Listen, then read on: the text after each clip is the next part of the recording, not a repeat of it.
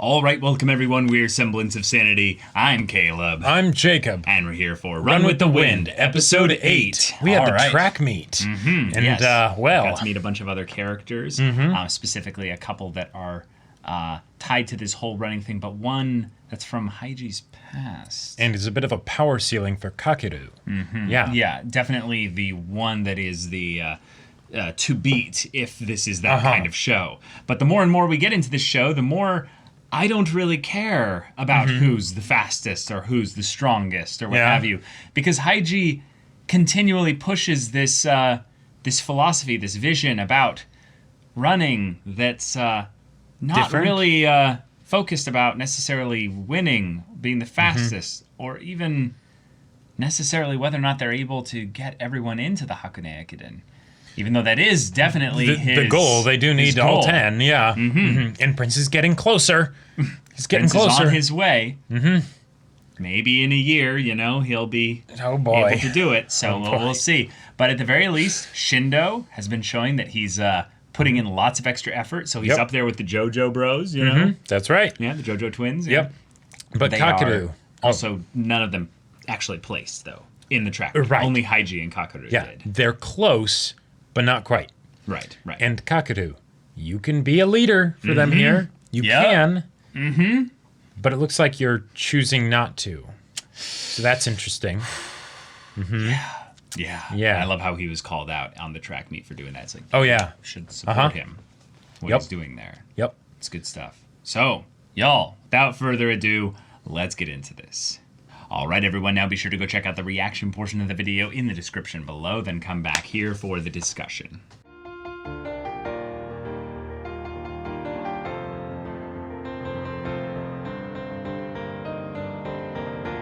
All right, we are going there. Let's get into this. Kakeru, what is your complex regarding running? We are going to have to peel that open if you're going to remain really on the team. Because quite frankly, yes, Prince may be, slow, and it'll be hard. It's almost not possible for him to get into the Hakone Ekiden at his current pace. Yes, but there's more than one way that you can hold back a team. There's the holding back a team from being able to meet the requirements so that they can actually do the thing that they want to do. But then there's holding back the team from being able to actually progress. Yep. That's kind of what you're doing here. Yep. So this is super relatable for me, like personally, in that I have been in Kakeru's position where basically I ended up kind of having an awkward kind of call out moment happen to me when I was playing with some of my teammates and stuff, and I was basically saying like, hey, we are focusing too much on trying to basically accommodate people that are not really wanting to be here to play Frisbee. They're kind of just showing up because they were invited. And social thing rather than a social thing. Actual activity. Yeah. And the captain kind of had this thing of like, that is a problem. That is a problem. And yet he's like, but that doesn't have necessarily anything to do with, how you play. And I was like, oh, shoot, you're right. That's very true. Because what he was saying was, like, I acknowledge the fact that, yes, as a team, we are spending a lot of our energy basically bringing in, a whole lot of people that are not necessarily as passionate. But since when was it ever going to be a thing that we had, an even level distribution of passion or something like that across the whole spectrum of the team? If that was the case, that doesn't sound like a team so much as it sounds like a mech with multiple crew, Right, exactly. And a team is going to have, a whole variety of people that on a day-to-day basis will change their passion levels for a specific thing. But Kakeru's is so far into the, no, you just should quit for the team because you don't have the speed necessary to do this. Yeah. Which is funny because we just had in the episode here, Kakeru have a little moment of, wait, I haven't improved at all in 2 weeks? Shit. And then he gets all frustrated about that, and then he takes it out on someone else. Oh, you must have time it right this time. Yeah. Yeah. I love that Haiji is starting to step in and be like, okay, now you're crossing a line. Yeah. Like, sit down, shut up, and go do your newsflash. Rest. There is a possibility that you don't know everything. And as a result of that, you might just, maybe you just didn't improve, And with Prince, like the fact that Prince got the treadmill, and then he starts running on it, and he's so excited, and then Kakeru just looks and he's like, it's noisy. It's causing dust to fall down in my room. Yeah, it's inconvenient. It's annoying. It's inconvenient for sure. But the fact that it got under his skin, because it wasn't the dust that got under his skin, right? It's the fact that's a bit reading into it. Well, okay. Come on. I get what you're saying. It's the thing where when something pisses you off, and it's not actually the thing itself that pisses you off, but it's that you were already pissed off. Yes. And that just is something that is an excuse to let that side of you take over, basically. Right? So then he goes out on a run of, I'm not going to deal with this anymore. I'm just going to be fast, and I'm going to do my thing because I'm really good at this, even if they're not. Yeah. But to be fair, that is a thing that is ultimately totally fine as a response to I'm going to go somewhere else and the physical thing that he did in response to that totally makes sense. Yeah, right. While he's practicing, I'll go practice too, and I don't have to deal with the dust. There you go. Exactly. Yeah. I just find the character of Kakeru to be one that is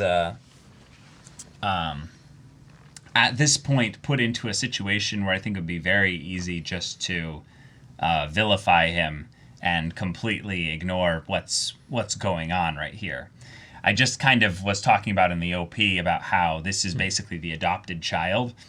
And literally now we're having the instance now where the adopted child's finally kind of having those little moments of where they're biting. They're not just barking and causing a little bit of awkward tension at times where everyone suddenly shuts up once they start talking, but it's no, he's actually causing pain to other people nearby. Right. And you and I made the exact same kind of insinuation of, I can't believe it took this long. Yep. But he's still being a little shit. Right? Oh, yeah, totally. And it's totally understandable of why he is, right? He's used to performing at a very high level, right? And now he's found this group, and the thing is that it's not all sunshine and roses. While it's wonderful to have this band of misfits that are going to try and go do the impossible and all that stuff. Which is, at this point, impossible. But at this point, it's impossible, right? And he sees that. He's constantly seeing that, right?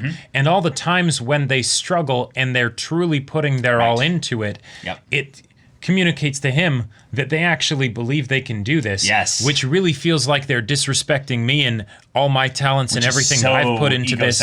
Oh, it totally is. Yeah. Because it's the no. Who cares, right? Yeah. You're different people. They aren't them doing it doesn't necessarily mean the same thing as you doing it, right?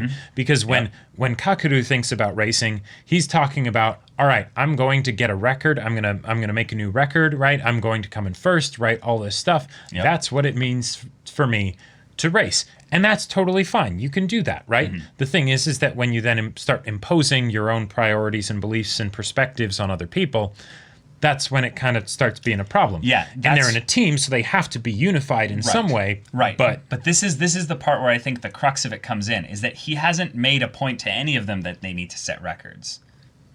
He's just looking at this in the realistic sense that it is actually impossible at their current rate to have the 10 of them make it through this bit here. The cold, hard reality of it is that unless Prince has a miracle come through, he will not be able to race in the Ekiden with this current set here. Even for Nico-chan senpai, he's like pushing him to be like, no, you gotta keep doing, you gotta do whatever you have to, because otherwise it's not gonna work. Right, and Yuki's noticing as Nico-chan's best friend here, basically, that he's like, that's not really healthy. Yeah. And I love that it's framed in that instance versus health versus not healthiness. Because what I think is going on here is this is the unhealthy kind of toxic nature of the high school sports environment that Kakeru grew up in, basically. He's bringing that here. Right. But for some reason, he's not acknowledging the fact that he quit running for a year, basically. And it very well could have been because of that. Yeah, and Haiji a while ago called out that specific thing, remember? Yeah, he's like, and I forgot what the exact words that he used. He basically said it won't be like in high school. Like right, it in won't high be school. like in high school, no one will get, no one will get yelled at or whatever, Yes. right? And now you're the one coming really close. Really close. No, you did yell at her. You did. Oh, yes, you did yeah. yell at Hanako. Yeah, Hanako. Yeah. Yeah. Yep. So, there's that, right? And the whole thing of for everyone's sake, will you quit if you don't make a better time on the next one? It's like, wow, okay. Those are words you can't take back. Right. To be fair, one of the things that he was this close to saying that would have been actually really helpful is he's basically saying, like, hey, do you think you can make a better time at the next meet? And then he'd be like, I don't know. It's like, well, I need you to know. Are you serious about this? And sure. If he had just turned it into, I will support any level of seriousness that you put into this, that would have been literally what, was it Fujioka? Yeah. Yeah, was basically saying, lead with him. Right. That would have been it. But then he said, no, if you don't make a better time, which, of course, he's going to make a better time, Kakeru. Like, I love that what Kakeru's whole, whole request demand thing was something that was, like, a given. Yeah. Like, Prince practicing at all, he's definitely going to make a better time. Yeah. Which didn't say, like, how much better of a time or whether or not he would qualify. He's comparing him to himself. Because he's basically not just in the you're way slower than me, so you're not fast enough. Right. But also with regards to the improvement. If you don't, if you end up doing what I did, given that you're in this state of not getting a better time, then you should quit, right? Ooh. Now, in this situation, it makes sense, Kakeru, you should go a bit easier on yourself maybe, because at your state, at your level, it makes sense that you would have points where you don't end up beating your time because you're already performing at such a high level, right? Every little changes mean a ton. Right. For Prince's it's a larger percentage, basically. Right. For Prince's case, he started with a 45-minute time. Yeah, he's down to like 32 minutes or 33 minutes or something. So of course he would be doing better, right? He keeps going, he's going to get better and better. He's going to break 25 minutes rather quickly, especially if he does this treadmill thing consistently. Oh yeah, we're going to see a really quick, dramatic spike with his speed overall. Yep. There is going to be that moment though where he hits like 20 minutes and then he hard stops though. Oh yeah, and even him hitting 20 minutes minutes would be fantastic, yeah, right? I think it's actually realistically he's going to hit 20 minutes relatively quickly. Oh yeah. It's just that when he hits that point, we'll find out where the limits of his actual physical body are.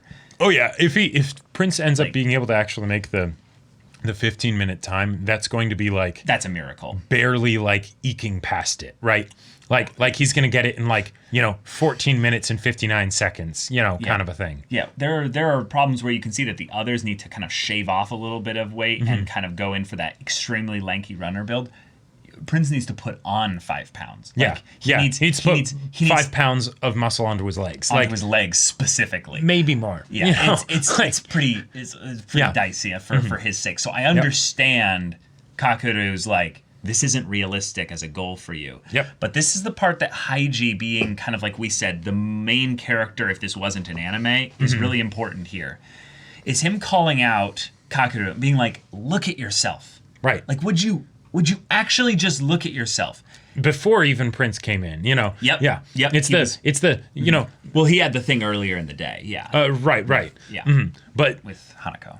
With how things are going, do you really think this is good?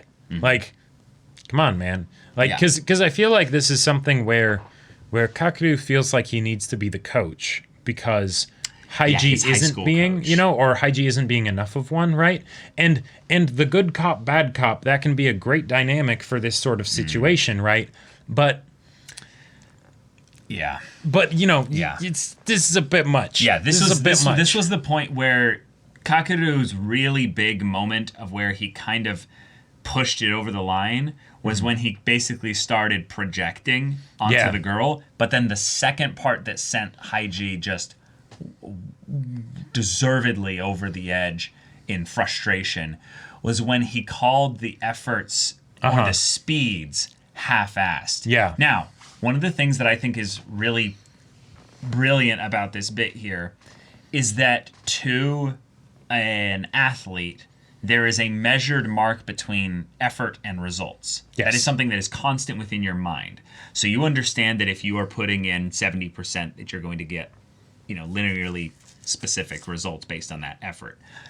But it is very dangerous in the training kind of instance to try and measure anyone else's effort to result ratio. Right. Because what they showed there in that part was when he said that, he's like, basically, how dare you call any of that half-assed? Because they are putting absolutely everything into it. Right, but look at what's happening at the table right here. Do you see what Haiji's doing? He's multitasking.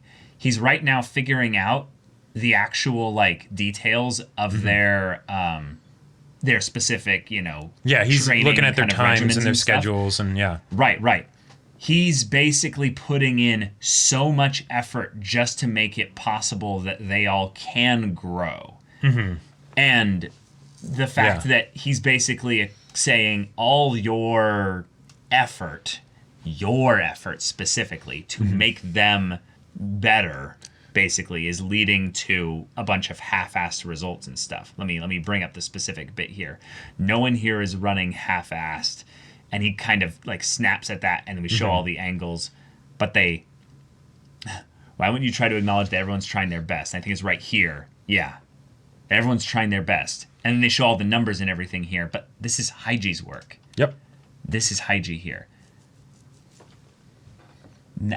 At no time, basically, Kakeru, have you brought up basically the issue that Haiji is putting in all this effort, despite the fact that he cannot actually put in 100% of his effort because of his injury, right? Oh, okay. Do you see kind of the irony in him basically pointing at all these other people who are like, you guys are are not able to put in, you guys aren't putting in enough effort, and then it's like, wait, hold on. Yeah, is it the result? Is it the effort? Is this you? Make up your mind, Kakeru. Well, it's the results, and it's it's their results, but then it's also his results, right? Because he's getting frustrated because he came in third, and he still remembers that, right? So, Oh man. I just have so much respect for Haiji in this instance here because there are a couple times where I've seen this type of confrontation go down where it's way more civil, I would say, and yet you can feel the coach type character trying too hard to accommodate everyone's feelings and not calling out bullshit like this from Kakeru. So I have so much respect for him in this case here, because what Haiji is doing, just saying, not just do this to compare it to any of the other persons running or what have you, but he is putting in so much more effort, if you will, than anyone else remotely in this whole dynamic here. He is trying to manage basically the physical capabilities of 8 other young men basically here, while trying to train them on an injured leg for basically one of the most prolific marathon kind of relay races they could ever hope to be in. Right. Yeah. And it's thus what his dream is just seems even more impossible. And yet it's almost like Kakeru's just kind of given up on trying to convince Haiji away from that whole thing now, so he's moved his target down to the other players. Right. Yeah. It definitely does have that sense of almost kind of like if you have a school bully, Oh, okay. and they realize that they can't actually bully someone, right? That for some reason the other person isn't cowing to their displays, then they move on to someone else, right? Someone who will actually buckle. Yeah. Under the pressure that they put on them, basically, right? The issue with that connection, though, because I like it, is that there's an idea of maliciousness in the bully in that instance, whereas there is unfortunately so much lack of awareness on Kakeru's side of things that there's no malicious attitude towards it at all. I would beg to differ. I would say there is absolutely malicious attitude. It's just one that Kakeru doesn't fully understand. Yeah, of course. But malicious intent is what I mean. There's no malicious intent behind it. I feel like we're splitting hairs at this point, but okay. Yeah. Again, results versus intent. I think that the issue here is you can see Kakeru's whole thing is he's completely has no awareness of what he's doing, who he is. He's so completely lost in this instance here. Haiji's just like, would you just go look in a mirror and be like, point a lot of that passion that you're misdirecting at all these other people at yourself, because you would get so much more done that way. Right, because it's that Kakeru is angry with himself here. Yeah. And as a result, he's then, because he doesn't want to actually face the facts, right? Even when he got the time that was the same, nope, it can't be that. It has to be literally anything but that, because I'm the god of running, right? So then he turns it on everyone else, and it's like, dude, look in a mirror. Yeah. Hence why I believe there's no malicious intent in it, because it is not based on him trying to hurt them. It is based on him basically thinking like, okay, I am believing that I'm helping here. I think so, and this is maybe differing opinions on like humans in general, but I would say he is absolutely trying to hurt them, because people, and I think people do this all the time. They try and hurt others when they're hurting, right? Because then it makes them feel like they're hurting less. I've totally but it's intentional. Seen, it is totally intentional. It might not be conscious that that is what they're doing. How can you be unconsciously intentional? Oh, just fine. Really? Oh yeah. Oh yeah. Huh. Like, because you might not, or no, conscious isn't quite the right word. It's not. No, still conscious of it, but not thinking about the fact that, I want them to hurt here. Right, that's what I'm saying, meaning there's no intent behind it. Okay. No, I'm saying there is that intent. Okay. There is that intent. Gotcha. Anytime you get in an argument with somebody, right, and you say something that you wish you hadn't said, when you say it, there is the intent to make that hurt, right? Even if you wouldn't want to acknowledge that, even if it's something that's emotional and you're not logically acknowledging in your mind necessarily, there isn't that level of awareness that I am doing this because I want them to hurt because I'm hurt, and et cetera, et cetera. But that's still something that ends up happening. Yeah, see, I understand where you're coming from here.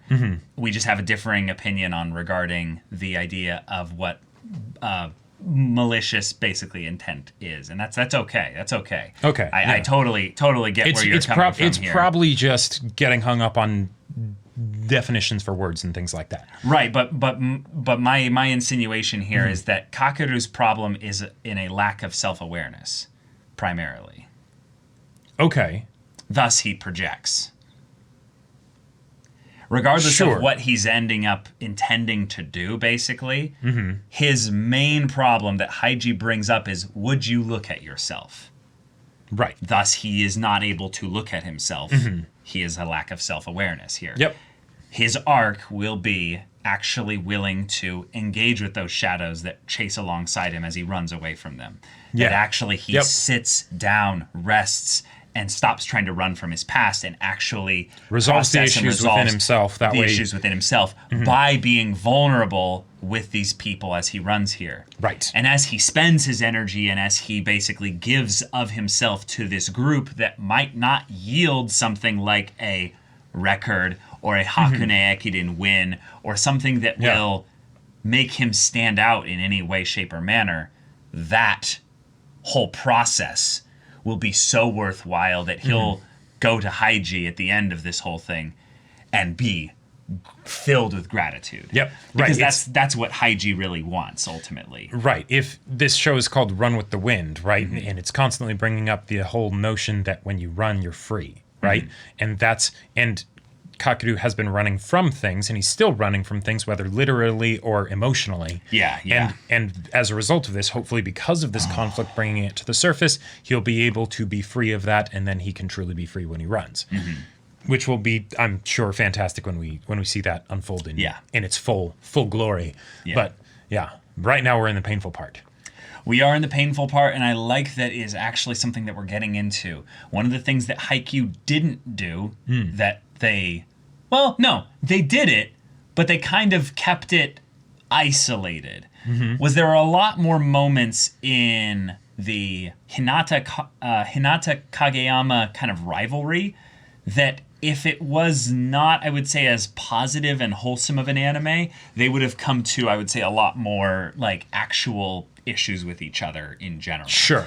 Because they were both so enamored with the other person's unique, specific abilities, I feel like it didn't happen that way as much. Right. However, there was a huge portion of time in the first and second season where Hinata was basically incapable of doing basic volleyball things. And it bothered Kageyama. And it really bothered Kageyama. This is the kind of instance there where this kind of thing is brought up because they're so new in their relationship. And basically, Kakeru doesn't know any of them really that well at all. And then also the thing that they're doing isn't something where they're truly working together.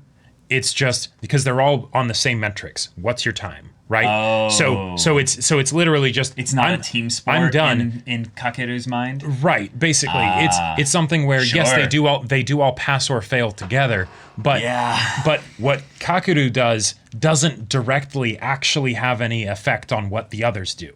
Right. Except it does now. Yeah, not from the standpoint of how fast he runs, but in the right? sport, right? Yes, within the sport, you know, there is no direct causal relationship. Whereas with something like Haikyuu and volleyball, if Kageyama does some fantastic set or Hinata can do some crazy quick, he jumps really fast and things like that. That's something that one of them can have that the other doesn't have, and then they can appreciate that about each other rather than just being my times are faster. Yeah, definitely. Yeah, and this episode got into all that stuff. I almost thought Haiji was going to cry when they showed him looking down at the notebook there. Yeah, you thought little teardrops were going to splotch on the paper. Teardrops were going to come out there. But basically, we have this little bit where he goes on a bit of a monologue here. Is the only thing that matters to you?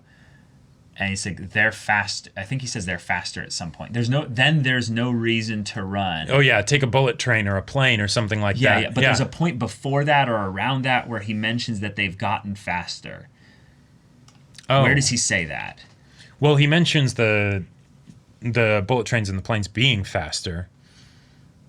Hold on. No, I know. It's just the weird thing with the subtitles where you can't have them show up unless you started before they were queued in. Imagine their half-assed speed won't make me any faster, which is already a pretty selfish kind of statement to make. Yeah, it's for not sure. about making you faster. No one here is running half-assed. Then that shuts him up really quick here. Why won't you try to acknowledge that everyone's trying their best? Is it because they're slower than you? Is speed the only thing that matters to you? There's a point where he mentions that they're faster now. Yeah, ride a bullet train, ride a plane. That is such a good thing. There it is. Oh, they're faster, meaning the bullet train and right there. Sorry, did you say that already? Oh, gotcha. I wasn't sure if that's what you were meaning though. Yeah. Oh, okay. Yeah, it's not enough just to chase speed. Like, because, I think that's one of the reasons why I hate running in general is because, you know, I don't need to run to get places. Like, so you know, why do I want to do that? And then it's no. It's about the feeling of it, right? It's when you're doing it with other people, you know, like in a game or something. So yeah. I really am excited for Kakeru to kind of go through whatever kind of arc they decide to take him on after this, because I feel like this show could manage 2 arcs for him. Like if he figures this out slowly over the course of the next like 5 or 6 episodes, they could take him on the positive arc after this. Sure. Where he then starts to, instead of going back to, I would say, the starting line and redefining what it means to run, or just taking off his original definition of what running was meant to be or why you run, he then could find something new in that. And I very much hope they go through that. Because, I'm getting this vibe that it's kind of like a bro Nicholas Sparks story. That basically... Wait.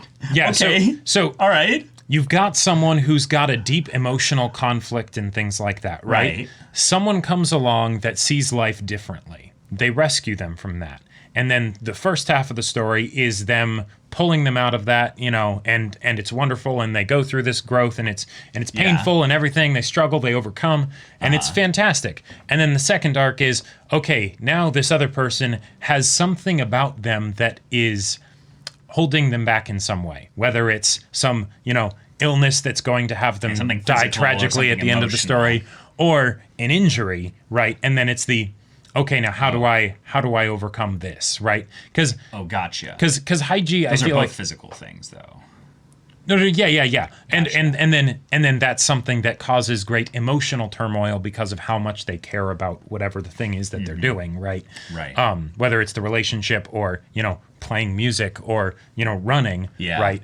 And then that could be the second stage of like, because ideally you have the character that needs help, you have the character that comes in and helps them, and they do help them, and then the other character has to then come around and help the person who helped them, right? Come full circle, right? Yeah. So I don't like, maybe that's how it could, go through that cycle.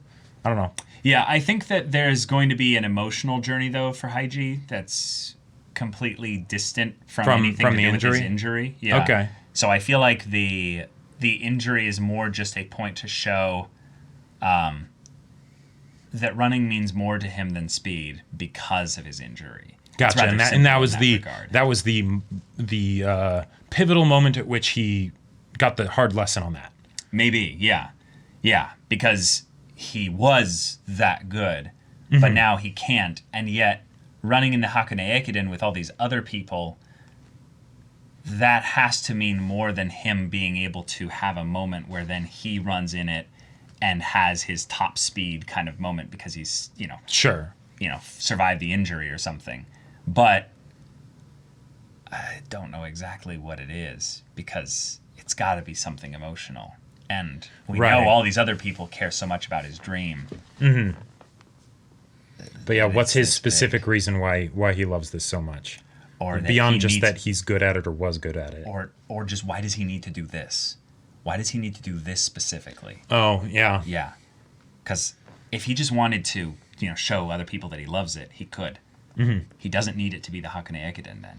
But no. It's specifically the Hakone Ekiden. And he doesn't have much time left to do it, probably because he needs to be a uni student to do it. Right. But, okay. Y'all, it's a crazy episode. But thank you so much for watching this episode's reaction and discussion. If you want to see the next episode's reaction and discussion right now, though, go check out the link in the description below for our Patreon. You can get on early access there. You can watch full-length timer reactions there, and all this comes with Discord access, so you can chat with us in the community there about this show, about anime in general, and also be sure to check out our Twitch channel. Yes, the info for that's in the thing down below, the description. That's what it's called. Yeah, so if any of that interests you, we'll see you there. But until then, we're Semblance of Sanity. I'm Caleb. I'm Jacob. And we'll see you all next time.